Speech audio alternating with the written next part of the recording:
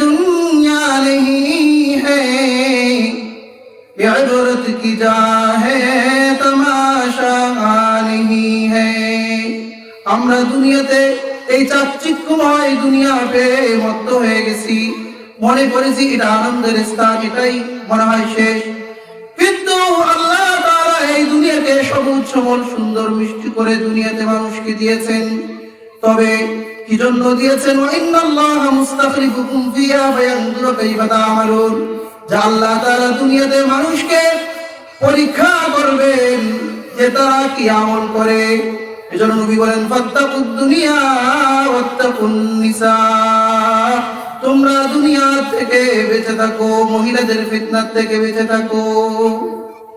কারণ দুনিয়া বড় আকর্ষণীয় বস্তু, এটা ধোঁকার সামগ্রী। ওয়ামাল হায়াতুদ দুনিয়া ইল্লা মাতাউল গুরুর, যে দুনিয়ার জীবন এটা হলো ধোঁকার সামগ্রী। আজকে সকাল থেকে সন্ধ্যা পর্যন্ত যে দুনিয়ার জন্য দৌড়াইতেছে, কিন্তু সে শেষ পর্যন্ত বুঝতে পারবে না। এক সময় যাইতে যাইতে কবর পর্যন্ত চলে যাবে।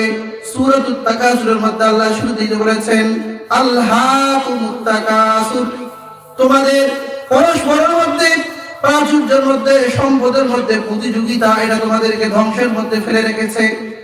কতদিন পর্যন্ত? হাত্তা যুরতুমুল মাকাবির, যতক্ষণ পর্যন্ত না তোমরা কবরস্থানে উপনীত হয়েছো।